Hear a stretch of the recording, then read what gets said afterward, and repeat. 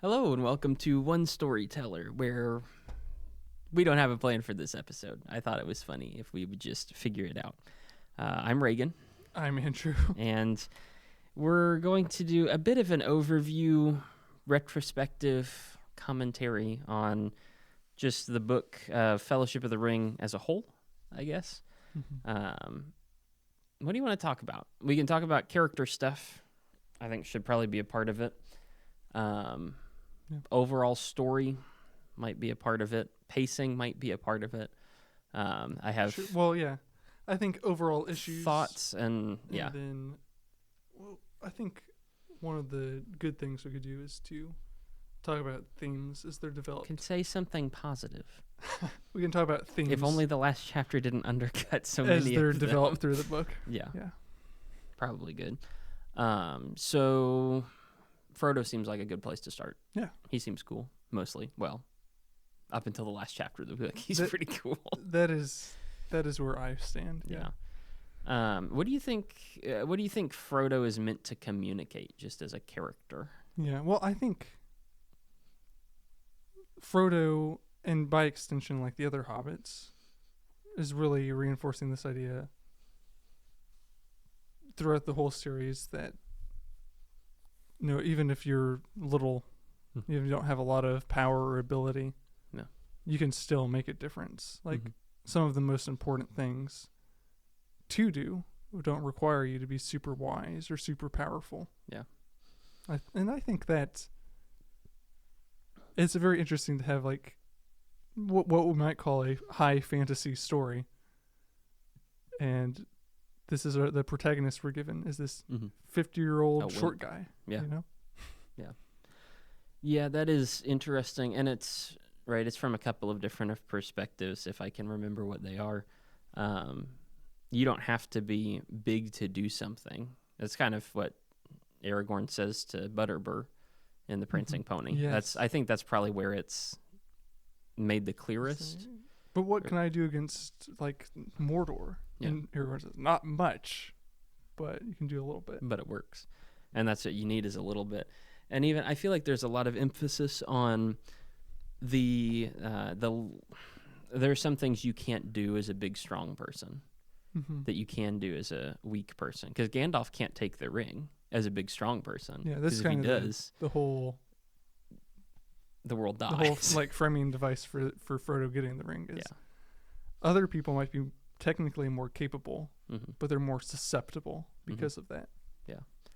And so sometimes being weak is good. When I am weak, then I am strong, as Paul would say. There's some parallel He there. might be on to something. Yeah. Who knew the Apostle Paul could be right on some things? Yeah. Do you think there's other... I mean, you see Frodo from the very beginning, very noble-minded, wants to do his part to save the world, even though he doesn't know if he can. And then you see him, obviously... Well, theoretically, he grows in that. He does. Yes. Yeah. He does more and more of his part. He plays a more and more active role as the book goes on. He, in a lot of ways, he doesn't really make a ton of decisions up front. Gandalf kind of pushes him to leave Bag End. A lot of people push him to leave Rivendell. But by the end of the book, he does actually make his decisions. Yeah. Well, and even not great ones. I think I don't know if that's exactly right the way you frame it. Yeah. Frodo, the Hobbits sort of take a bit of a back seat in the second half of the book overall. In comparison, like definitely, because the first half of the book is just about them. Yeah. But Frodo makes a lot of decisions. We talked about in those chapters, they're almost always mistakes. And I think that's a bold choice. But it does show like he's inept, he needs help, but he's learning, Yeah. But it also shows his flaws and his good characteristics. Gandalf says one of the worst or most dangerous moments, but one of the most one of the best moments to his credit is when Frodo confronts the Barrow Wight. Yeah. which also isn't done by himself because he calls on a friend to deal with. Well, the that's true. Barrowite. Yeah. You have to stand and call for help, and you technically do that alone. Yeah. And I think that's something. Well, that's a very, very Christian idea. Yeah. If you don't, God will help you in more ways than you're aware of, and maybe even against what you would want to have help with. True. But the greatest help, we'd all agree on this. Like the greatest help would come when you're seeking it, asking for it. You know. And I think that's something we see several occasions in the book, and not in the climax of the book. Yeah. I am disappointed that he hasn't learned. Yeah. And I don't know. It's one of those things. I haven't read the other two in a really long time, right? It's one of those things where if he does learn in the other two, ultimately, that there is value in working with people, then that's cool. But I feel like he does know that in Fellowship of the Ring. I mean, he's grateful for Sam the Yeah. whole rest of the book. There's no there's no silly, ridiculous moment where he sends Sam home in the book. Yeah. Like he clings tightly to Sam. Mm-hmm. So maybe that counts, but I don't know. Kind of, but he also knew that having Sam with him was good and, dare I say, essential the whole time, and he still turned around and tried to go the other way. I think what we will see going forward from this, this issue of relying on people, trusting people, isn't really something put to the test. Okay. Well, except with, you could argue who with to Gollum. trust. Yeah. But is a pretty different dynamic. I think we see Frodo grow in a lot of other ways that owe themselves to character growth in this book. Okay. But not in regard to the big mistake of trying to leave by himself. Yeah, and that you said that never really gets I don't addressed. think so. Okay. No. Well, mildly disappointing. Yes. That's why this is my least favorite chapter in the series. Tough. That's ouch. That's rough. Yeah. That's rough. Or this At this least is a different on episode. I mean, the breaking of the fellowship. Yeah. Yeah. So that's Frodo. Frodo's cool mostly. Yeah. And His, continues to be cool. Repeatedly impressed. There's no more human character Mm-hmm. in the book. Yeah. I think that you see that a lot in special moments, like his dismissal of Butterbur, even though he is Butterbur. You know. Yeah. We talked about that during the Prancing Pony and Strider chapters. Mm-hmm. I think it's a really insightful moment for him, and he does learn from that, even though he responded initially like very naively, very negatively. You know. Yeah. But over and over, we see like he will commit to doing good for his home, his friends, and himself when it comes to it. Yeah.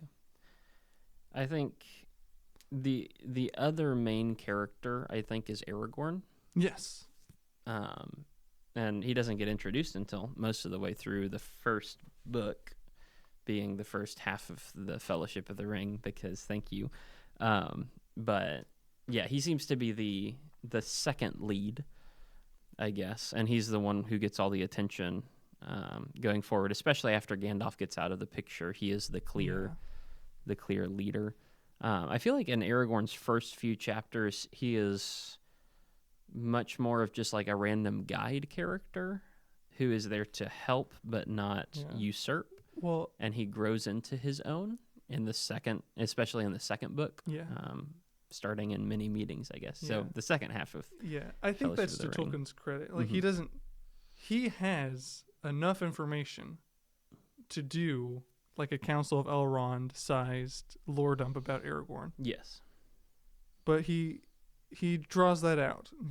I think overall, or maybe close to perfect in his distribution and development of that information. Mm-hmm. Like I think that's really impressive to see. Yeah.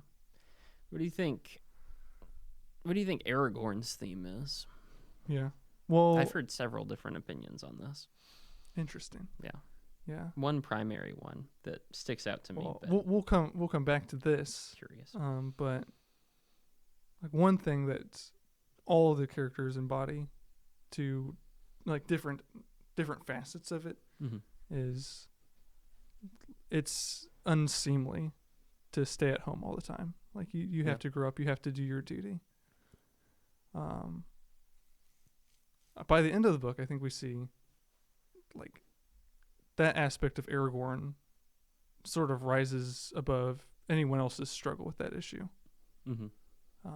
So I think that might be his main theme in this book. Okay. Is obviously he's this returning king. Like you look at the Bible, like that's a very messianic idea. Yeah. And that's set on the table here, and that's going to keep being developed. Yeah. Is it a? It almost feels like a question of where is home. Also, I'm not exactly sure how to phrase it because in the movies that is true. I don't know Okay. if that's true in the books. well, it's he's got to draw towards Rivendell and the world of the elves because of Arwen, who's Yeah. been waiting for 38 something years. Rip. And so there is that. He also has a draw towards Minas Tirith to go and accomplish his job. But it almost feels like after Gandalf leaves and Aragorn has to make a decision between the ring and the job or going to Minas Tirith, which is in many ways his home. It's his ancestral home that he's supposed to be at. It almost feels like he doesn't want to make that decision. Like he doesn't want to go to Minas Tirith because the one option that he shops about is going with Frodo the rest of the way. Yeah, And so I don't think that's right. Okay. Like in the movie, we have a like I love Viggo Mortensen's Aragorn, but is very different from this Aragorn. He is conflicted between, like he definitely wants to live with elves. He doesn't want to be the king. He's sort of has that Simba development, like from The Lion King. Yeah, like I would know. No, you wouldn't, but probably most everyone else listening What's will. the relevant Hamlet reference? Yes. The real stuff. But he would rather not be king. Yes. The moment we meet Aragorn as Strider, he offers a hint of this broken sword, which represents that he's waiting for a time to go to Minas Tirith. Yeah. And it's clear that that's tied up with like the union with Arwen as well. So it's not, by the end of the book, it's not that he doesn't want to go to Minas Tirith, but he feels a duty to go with Frodo. Yeah. But he always wants to go to Minas Tirith. That's like, what I'm saying. That's his home and that's his duty. Like, he's not trying to avoid that. Yeah. No, that's what I'm saying. Okay. It's almost like because he's got a home with the elves in Rivendell. Yes. He feels like, but he also has a home in Minas Tirith. And suddenly, when Gandalf goes, he has a question of, when Gandalf was alive, he was going to accompany Frodo to Mordor, presumably. And so Aragorn would be able to go back home, which is Minas Tirith, to take the throne, to be the king, and to oppose Mordor from that direction. Yes. And that would be a kind of coming home for him. But now with Gandalf gone, he's thrown into conflict. Does he go back home to Minas Tirith to claim the throne that he should have, or does he go with Frodo and fulfill that role of mentor and leader and help that he's supposed to? Yeah. I don't know if that's... I don't think it's the exact right way to say it. I'm not exactly sure what it is. That doesn't seem like a home issue as much as like a duty issue at that point. Yeah. And I think that's probably an important distinction. Yeah. Could be. I think he will ultimately go to Minas Tirith. Yes. And that becomes his task. Yeah. I think, but that theme of, we talked about this some in the last episode here, but that theme of home is like something everyone, to different degrees of difficulty. Yeah. Or if in Gandalf's case, like he's in contrast to Sauron, true, Saruman. and Saruman is what I meant. They're the same person. But the wizards have come here to help people. Yeah. They're not supposed to make Middle-earth their home, and they can't just cop out and head back to the west. Yeah. Gandalf, he had some problems, but at this point, he's very committed, and he always was very committed to doing his duty. Saruman and even Radagast, I think we can say to a lesser extent, have messed that up. Yeah. Sauron definitely messed that up. And we see Frodo's willing to leave his home. Aragorn definitely. Everyone. We talked about Boromir. Even Boromir. Boromir to an extent. Boromir's quest always entails going back to home. Yeah. And his flaw is not thinking outside the ways of his homeland. Yeah. Legolas and Gimli also ultimately were going to go back home. But when the ring arose as a big enough problem, they signed on to join that quest, and they'll get to home later. Yeah. Whereas Boromir signed on to the quest as long as it goes back home. So I think Tolkien does a really good job. Mm-hmm. It's not subtle, but it doesn't need to be subtle. Not everything does. He does a very good job building and showing from the outset that Boromir is going to have a problem here. Yeah. But so there is some overlap between that home theme for Aragorn and the idea of this time when I was reading through. I said this a lot in earlier episodes. I'm really seeing how conflicted and how like pulled in different directions Aragorn is. Yeah. And I think that's another thing Tolkien does really well. There's like some specifics I think I disagree with when he puts some of that idea into practice. But overall, I think that's really, really interesting and well done. I especially liked in the Lothlorien chapter. Our favorite chapter. It's one of my favorite chapters. I don't think it's yours. It's not, but... But we see Aragorn says, well, Gandalf's gone, we don't have hope. And I think everyone is like dealing with the fallout of that. Like this great opposer of evil is gone. Yeah. But none more than Aragorn, it seems. And he has this powerful moment where he says goodbye to Arwen in the same place where he met her. Mm-hmm. And yeah, it's hard to articulate that. As I'm reading into it a lot, but I think I'm correct there. Aragorn saying goodbye to Arwen, and then says when he sees Frodo walking by, "My heart is here," with Arwen is the implication. Maybe my heart will find light after the darkness that we're going to walk down. Maybe, I don't know. And that's different from the Aragorn we met in Rivendell. Yeah. Is that he knew things were going to be hard, but he was more optimistic. Here he's like, I'm going to keep my heart here in the past with Arwen as like a pleasant memory. Yeah. But I'm going to do my duty whether or not I find her on the other side of these dark roads. Yeah. Which is tragic immensely, very beautiful. Yeah. So that's where it's even more difficult because we see Aragorn's committed to duty at that point. But he's so conflicted between his two duties because even without Arwen, he feels a call to Minas Tirith. Yeah. And he also feels responsible for Frodo. I wonder if one of Aragorn's main themes for the series would be hope and how he interacts with it. Yes, it is. Did you know one of his names just means hope? No. Yeah. Which one is that? Estelle. Oh, I didn't know that was his name. Cool. Yeah. Good for him. Yeah, because it seems like he doesn't have any hope. When he goes out from Rivendell, he has plenty of hope. When he goes out from Bree, he has plenty of hope. Or, well, yeah, to whatever extent. Like, he is hopeful, he is optimistic, looking... Things change after Moria, though. Absolutely.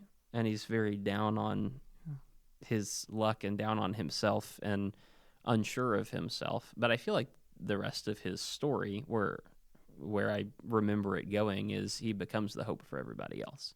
That is exactly. Okay, cool. That's okay. See, Cool. Tolkien does know what he's doing in a lot of cases. Peter Jackson knows what he's doing in a lot of cases. Well, he took his cues from the master there. He did.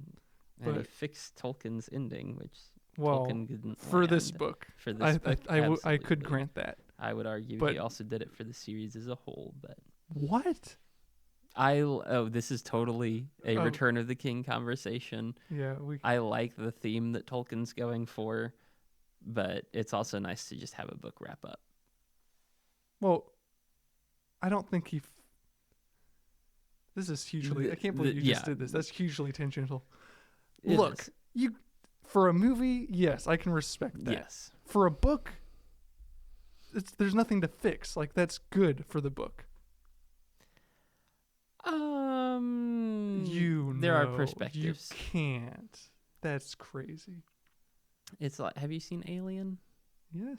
Okay, it's like the fourth act at the end of Alien. It's not like that. Okay, that's how I remember it being. No, bro. So That in is 5 years when we one get of the around most to reading, important parts in Return of the King. I understand how it's so important, but- and I understand what he was going for, and I like what he was going for.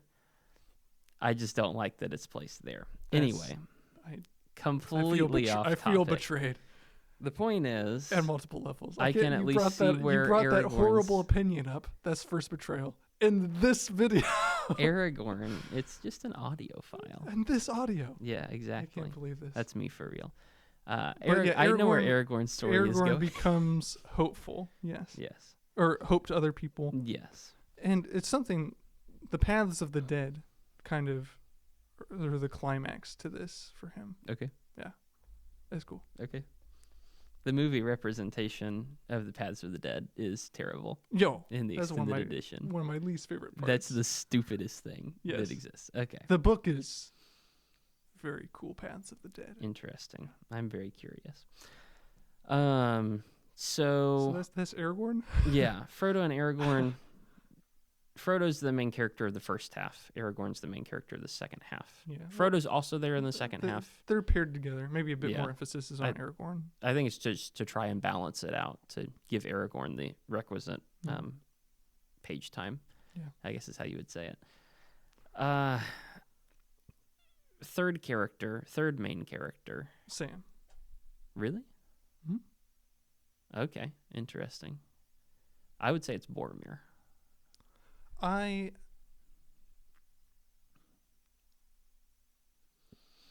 The three characters Mm-hmm. who are competing for that spot are Sam, Gimli, and Boromir. Gimli. Yeah. Interesting.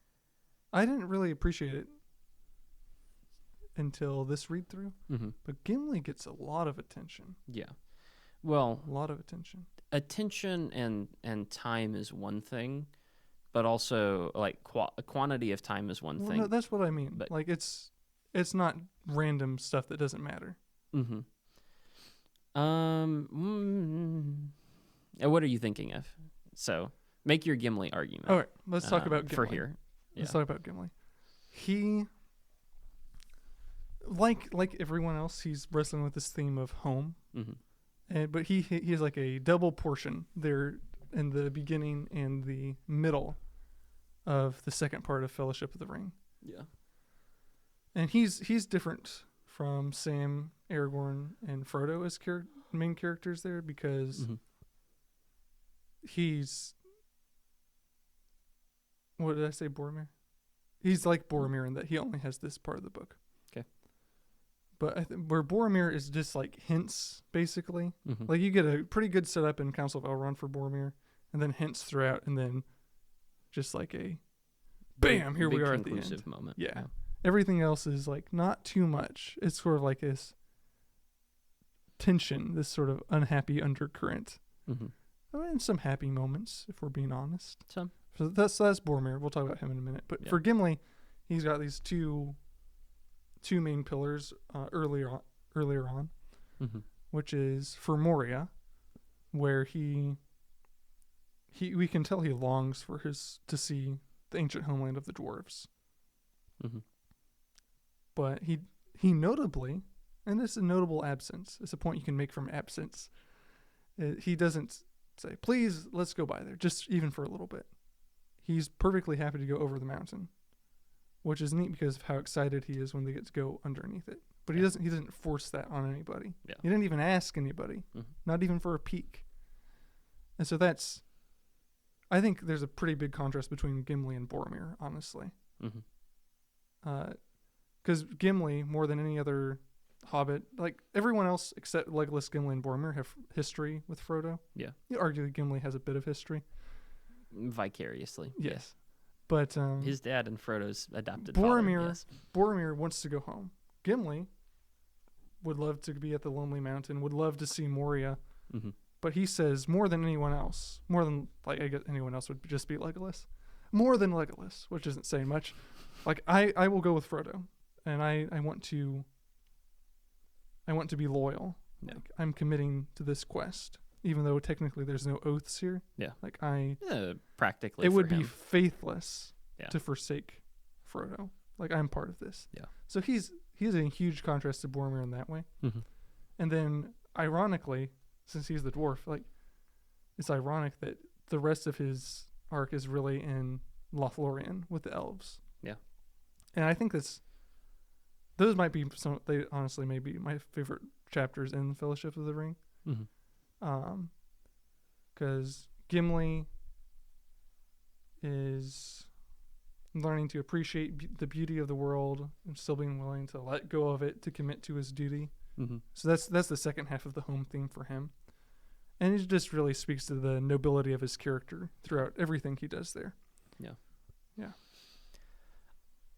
Yes, I see all of that. I don't think it makes him that important of a character. I think his primary importance as a character is twofold. One, it offers the kind of foil to Boromir, Yeah.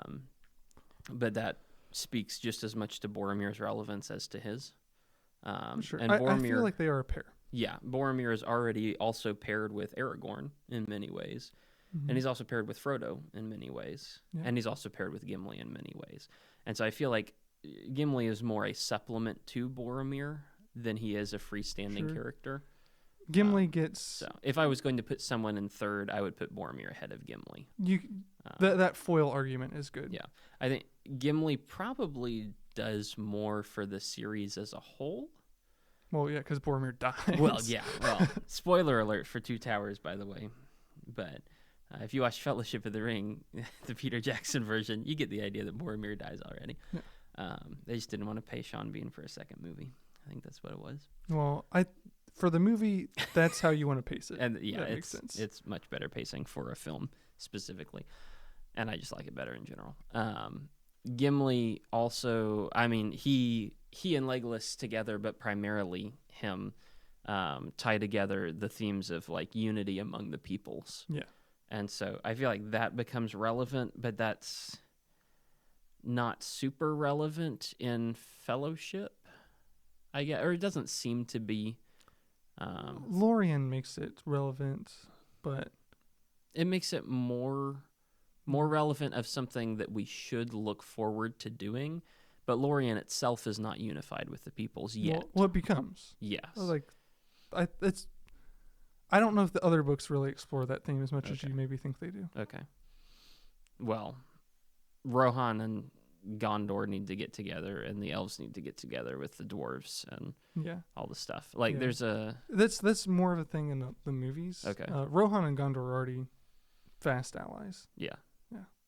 But they need to get both of their leaderships replaced or fixed. Sort of, yeah. Yeah. And so, I don't know. I feel like that would become more emblematic of an overarching picture of the series. That feels very separate from Legolas and Gimli. Well, I think it's epitomized in Gimli, and that's kind of the other part of his character is Yeah. he is at home with the elves as well. Mm-hmm. And so there can be a place for dual citizenship as it is. Yes. And working together with those others. So he does serve some relevant purposes. I wouldn't put him in third place. But You made a good argument for Boromir taking Mhm. that spot. I think I'd probably give it to Sam, but you're right that Boromir is, just because of the nature of his character, he is in contrast with everyone who's actually doing what they should be doing. yes, um, unfortunately. He's kind of and- in contrast with Sam as well. Yeah, no, Yeah. it's with just about everybody. Mm-hmm. He and Pippin share some similarities, but that's to Pippin's detriment. Throwing Yeah. rocks. What about Sam? Because when I read Sam, I like Sam a lot. Yeah. But he does seem to be Frodo's second more than he is. It's not that he's not an individual character, but His identity is is paired Frodo. inexorably Yeah. to Frodo. And so when I read that, I Sure. see him He more as if you're looking at like independent characters here in the Fellowship of the Ring. Yeah. Sam's gonna fall under the radar. Yeah. That's fair. he doesn't seem to do that much outside of Frodo, and maybe that's harsh and not fair to him, but I don't know. He didn't stand out as an individual. He grows immensely throughout the book. Okay. I think that might be why I think about him. Okay. And unlike Tolkien can't give everyone the same amount of time. That's Yeah. fine. The Frodo or Merry and Pippin kind of take a big backseat in the Yes. second part of the book. Especially Pippin. Yeah. Yeah. Well, it feels even to me, I think. Yeah. Mary gets a couple of lines in Lorien Yeah. speaking Pippin with has some Haldir. earlier on. But Pippin, yes, but Mary also has some stuff earlier on. They're Touche. beat for Okay. beat, and then Pippin kind of shuts up in Moria, and then we hear him talk right before he runs off In in the forest. Okay. yeah. But So, both of those guys take a backseat. absolutely. Sam doesn't really. True. And we keep seeing him have like some of the best practical wisdom, Hmm. and it's stuff that his stuff he's heard growing up in the Shire, and he's learning how it's applicable in this very different situation. Okay. Which is neat. Cool. And in the messy climax of the book, Hmm. he's the guy who He thinks the clearest out of all he thinks of them. the clearest. He makes the best sort of decisions. Okay. Yeah. So Boromir, like that contrast Interesting. does a lot for Boromir, Hmm. but in terms of big moments, he's kind of like a bookend for the second part of the book. Okay. Like he has lots of words in Council of Elrond, Yes. lots there at the end. Yeah. And he's being a foil Hmm. every other time. Yeah. Which is relevant, but like Sam has a lot. He doesn't have as like big as highs in terms Yeah. of like quantity, but he has like pretty potent episodes just about every chapter. I guess Boromir seems like he pushes the plot along more than Sam does. Sam works within the plot and does a lot of good stuff Well, for Frodo. I think they're the two big movers and shakers at the end of the book. Yeah, true. Boromir gets Frodo to run away, and Sam gets Frodo to run away with him. Yes. Yeah. So that's cool. Boromir's great. I like Boromir. He is. Rip. He is the tragic hero, Yeah. if you can even say that. I Yeah. feel comfortable It's- saying that. It is very much like a proto Anakin Skywalker. True. It's great to love Minas Tirith. It's great to love Padme, but not as much as they end up doing it. Yeah. And they lose everything because of that. Have you ever heard the tale of Stuart Denethor the Fool? I like that. That was stupid. It was stupid. but there but- you go. I'm glad you enjoyed it. I'll give you credit Yeah. for that one. Yeah. So- So he is a tragic Yeah. hero. And he is I guess I could see putting Sam as the third of like the good main characters, because Boromir kind of plays off of Aragorn, Frodo, Sam as the negative to all of them. Not that he intends to, but No, he ends certainly up doesn't intend to. he ends up being there, Yeah. and it's very unfortunate. So it is nice to see all of his themes actually pay off at the end. Yes. And I don't know. I do. If we want to talk about adaptation for just a second, Sure. I do prefer the ending of Fellowship of the Ring in the movie, where Boromir has an actual redemption moment. Yeah. Because in Fellowship of the Ring, it feels like Boromir is penitent but hasn't done anything. Yes. And he's going to have that redemption moment in Two Yes. Towers. That's a fair criticism. I respect that a lot. I just like it paced better as a No. complete unit Out instead of of all the breaks Tolkien makes, Hmm. I think this might be. a crime. This is a crime. It's not.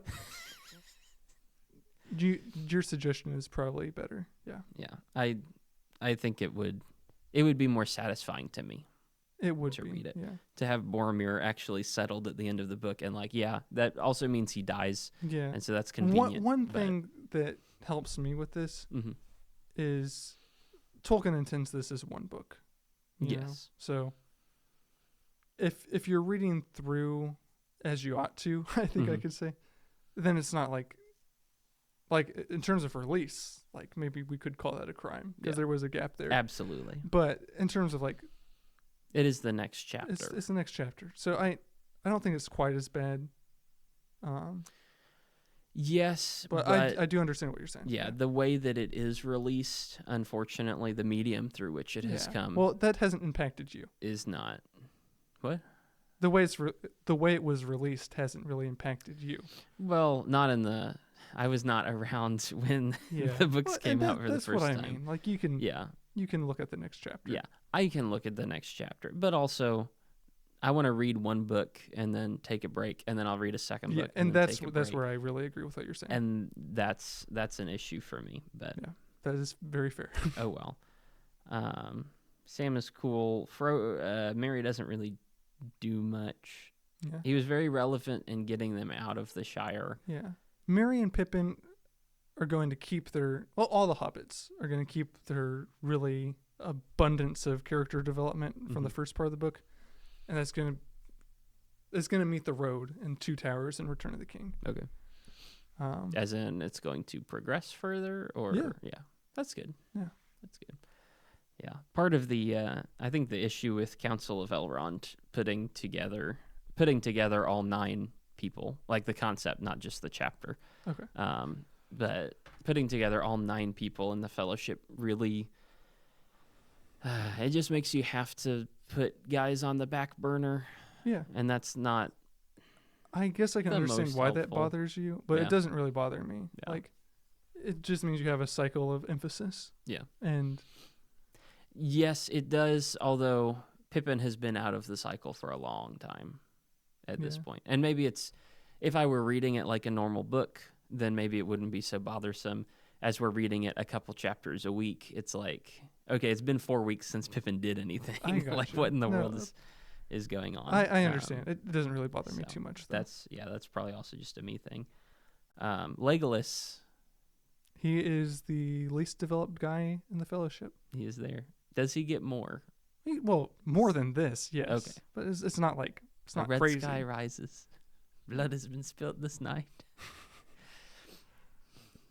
Yeah. I hope it's better than that. It is. Okay. Yeah.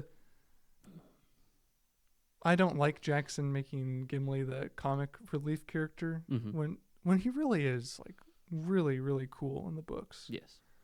Legolas is more similar to Legolas in the books, but is still like a downgrade. Yeah. And Orlando Bloom's cool or whatever, but well, yeah.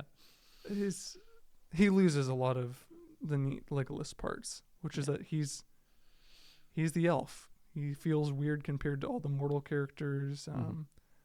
He's really old, but he has a unique sense of humor, and none of that's in the movies. Okay. And all of that is none of that's really in the Fellowship either. There are hints of it. He really comes into his own in the next couple books. Okay, cool. And again, it's nothing really compared to everyone else. Mm-hmm. But he's going to kind of move up to Gimli's level. Okay. You know? Gimli had a lot of big moments here. He's going to take a step down. Legolas is going to meet him where he falls. Okay. So there's still going to be second tier, but a respectable second tier. Yeah. Cool. I can vibe with that. Yeah, you can't. Not all characters in a book are going to be created equal. Yeah.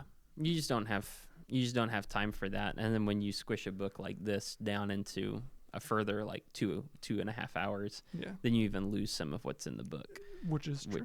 Is wild. So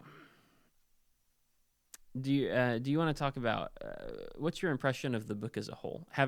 You've read it a bunch. Yeah. Now having read it slightly more analytically, I guess, or critique minded. I think I've said this before. I'm a sucker for a good ending. Yes. Right. So if you're going to ask me what my favorite book is, I say Return of the King. Yeah. That's my least favorite Jackson movie. Okay. I feel like he makes the most. I feel like Fellowship of the Ring is his best adaptation. Yeah. When you get the more little details you get wrong, the wider and wider the cracks open. Yeah. So that makes sense. So it's the same for Star Wars for me. Is like I love Star Wars, and like Tolkien's 6 books over movies. 3 books. It's a good 5 movies. Yeah, I'll give you that. That's insane. Return of the Jedi, the one you're leaving out, is my favorite. Hey, I didn't call it out by name. Yeah, but it's also bad. It's not. Okay. But we'll have to talk about that. We will. Oh, yeah. We will. But I love the conclusion there. But admittedly, I love the conclusion because of everything set up. Yeah. I love seeing how someone ties things together. Yeah. And Tolkien does that beautifully in Return of the King. Okay. But like you have to say, like Fellowship of the Ring this is where the hobbits are really set up. Mm-hmm. So this is obviously you can't have Return of the King without Fellowship of the Ring or without the Yeah. Two Towers. So Fellowship of the Ring is super important. And that's something that doesn't really bother me a whole lot, is it feels the most scattered, if that makes sense. Yeah. There's a lot of different things happening. Like in Two Towers, That's true. and Two Towers is just about Frodo and Sam traveling in Mhm. one half of the book. And they're doing a lot of important things. Like, it's a great book. And the other side's about fighting in Rohan. Mm-hmm.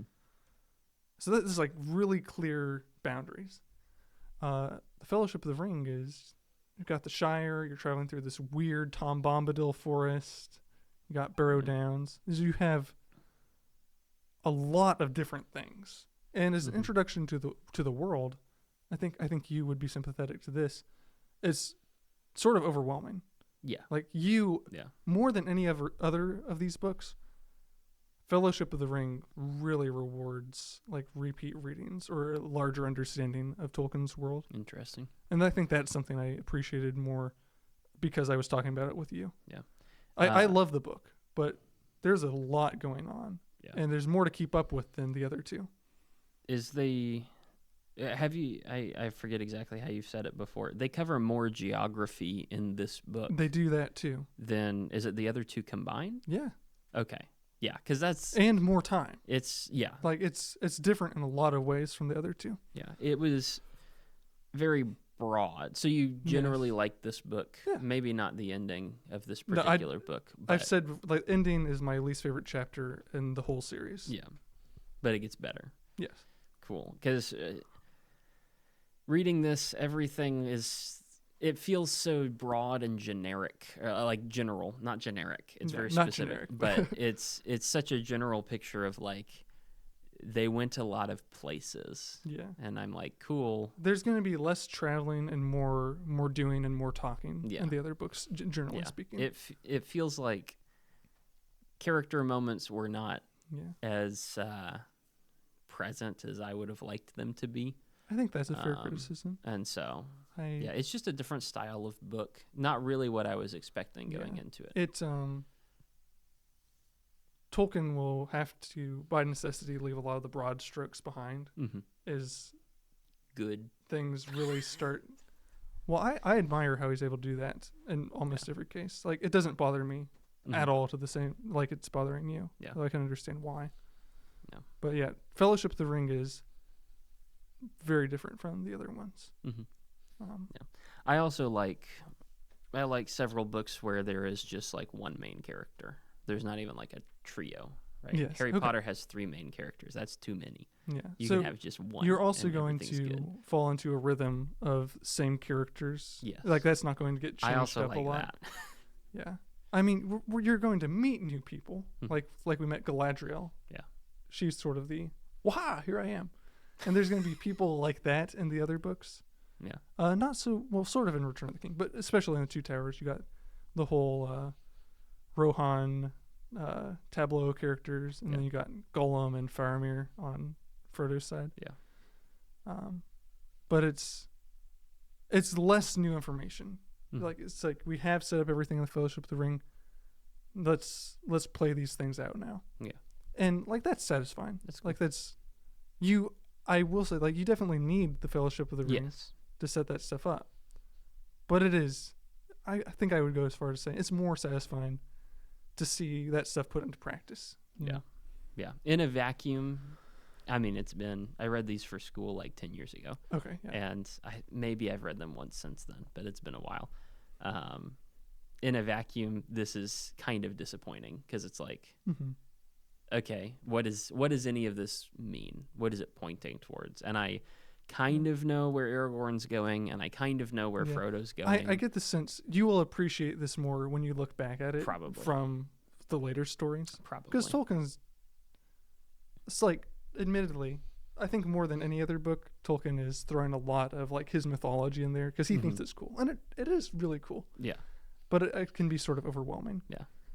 I imagine. I don't remember No, for first time I read so. it, but I think it is. But so that also adds to the sort of chaotic isn't quite the right word. We said overwhelming. That's probably good enough. Providentially chaotic. Yes. It's sort of overwhelming, like the amount of information that you're being presented. There's a lot of stuff going on, and at the same time, it feels like there's not a lot of stuff going on. Right. So you're getting lots of information, but not necessarily about the characters. Conclusion. Well, not always. Sure. Yeah. I do think the songs and even the extemporaneous information. Yeah, that's probably just me.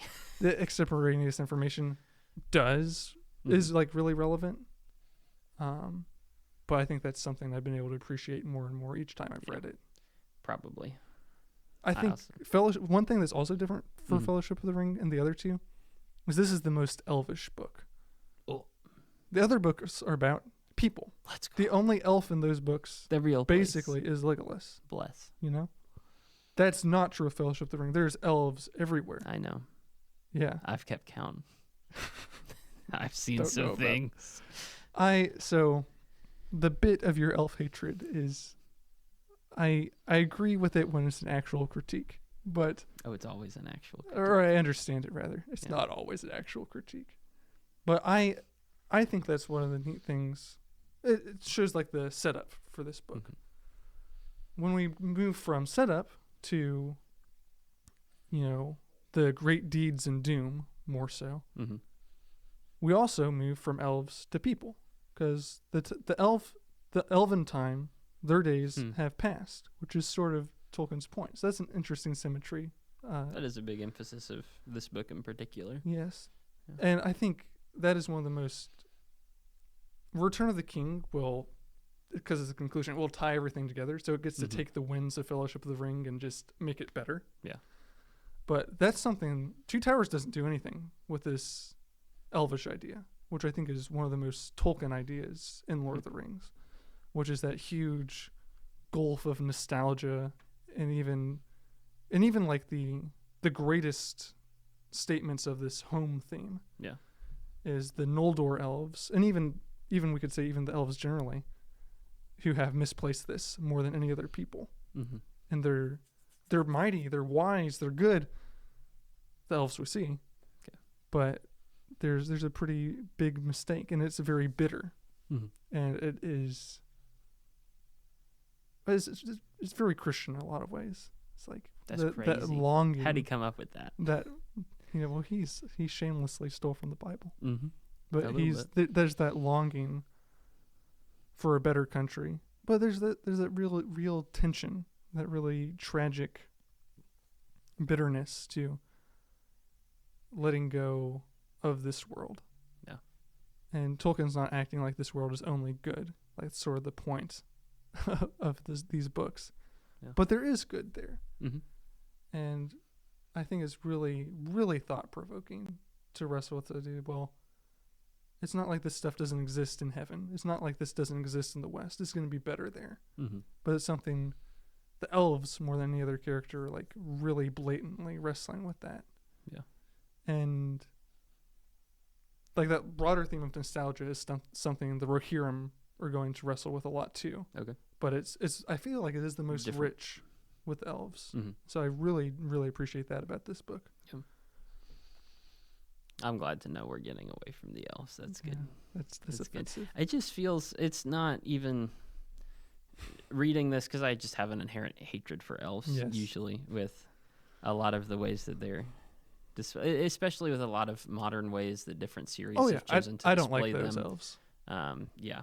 So very interesting. But even reading back in Lord of the Rings, joking aside, it's not really a hatred I have. It's just a massive discomfort because I feel like that I respect. The language that Tolkien uses to describe the elves is very otherworldly. Yes, which it should be. But I just don't know what to do with that. They're very alien. Yeah, and so you can see things as good, and I'm seeing like, I have no idea, man. This doesn't feel right, and it may be right, but it would be an otherworldly kind of right. And there's no way for me to judge that. I got that. So it's I think fascinating. Like you'll keep thinking about that. Maybe you'll get over this No. immense flaw you have. No, I respect that. No. And maybe the Silmarillion will recontextualize some of this for you. But could do, or just overall, like familiarity with that other world. Yeah, would not be unappreciated. I can't pretend, and I won't.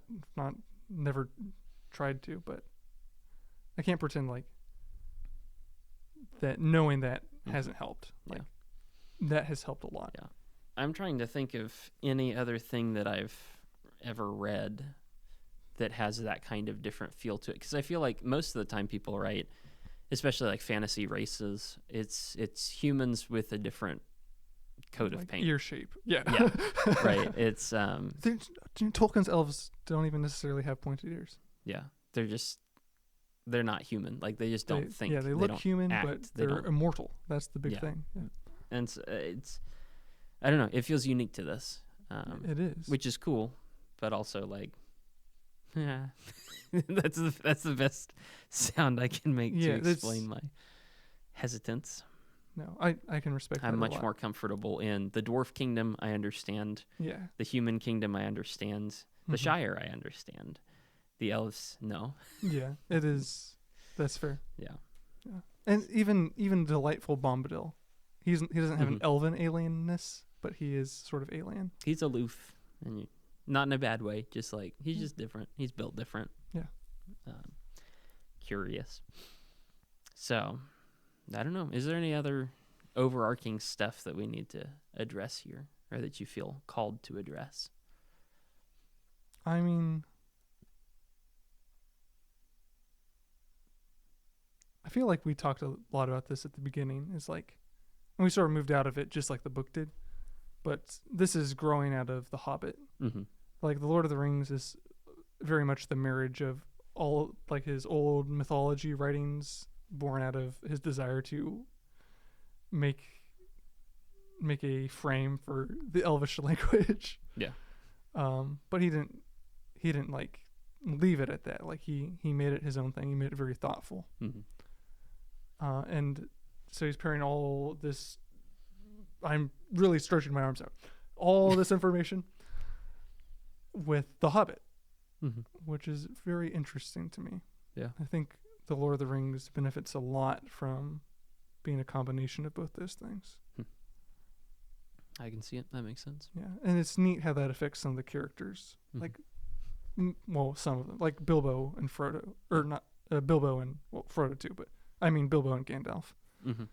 Like, I think he does it very gracefully. Yeah. And that would be very difficult, but his ability to like softly change the tone while keeping the important things he wants from The Hobbit, I think is really, like, that's not easy. Like, that's very impressive. So I have a character retcon your earlier explanation. Yeah. Well, yeah. It's funny, but it is funny. That's impressive. And it also works. That he thought about doing that. Mm-hmm. Yeah. Yeah. Very interesting.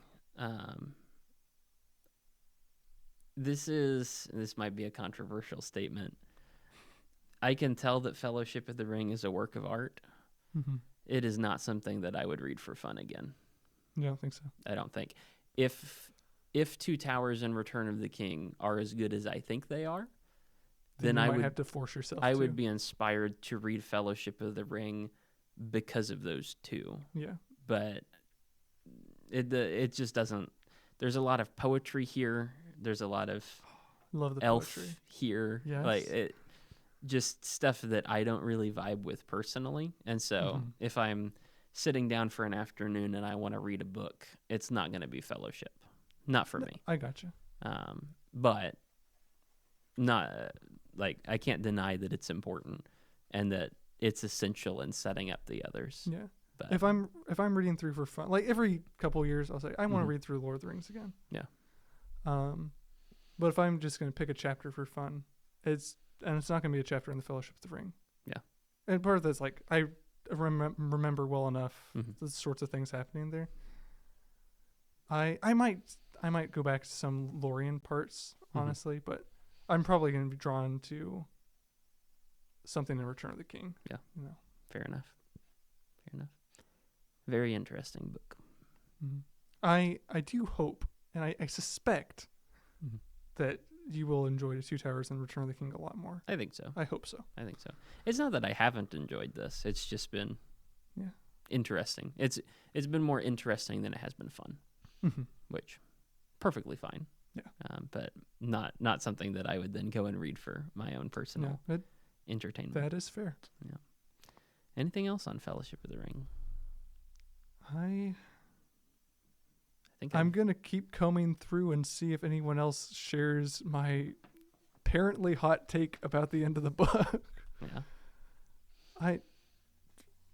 When this video blows up and we have lots of comments, please tell us what you think about the breaking of the Fellowship, because I'm really curious. It's the best chapter that's ever been written. No, like I'll say, like, out of all the chapters in the series, like, there's some cool stuff here, but it's my least favorite. I feel like there's really a lot that misses the mark. The framing was a stretch. The actual content wasn't terrible, but the framing was odd. I wouldn't say that. Like, earlier you said execution was terrible, yeah. And like that is content. How you're executing it is content. And I think that should have been better. Yeah. Same thing, different words. Okay. Yeah. Touche. That's the last thing else. So, okay, then we are officially done with Fellowship of the Ring. We will get around to Two Towers in a couple of weeks, I think is the plan. I think we're going to talk about Interstellar for a week or two is the plan? Yes, probably a 1 week recess. I think Interstellar will probably take 2 episodes. Yeah. So we're going to watch the 2014 Christopher Nolan super movie called Interstellar. Yes. It's a great film. We like a lot of his movies, but apparently we disagree about this one. I do like a lot of his movies. The last time I watched Interstellar, I did not like it very much. Yeah. And Andrew did. So yes. Me and my brother love this movie. Yeah. We have decided we're going to fight about that next week. Yeah. So if you happen to possess a copy of that. Sometime we should do something you love that I don't like. That's hard to find. That is true. Rings of Power. Ironically. Like you don't like that. Ironically, I think it's funny. Sorry. But that's not the same thing. Yeah. So we're going to talk about Interstellar next week, and then we will get to Two Towers the week after that, I think is the plan. Thanks for watching. Hopefully this is beneficial. An interesting overview, if nothing else. And we will see you all again next time. In the tower. in the tower. Ah, yes, like the princes with Richard III.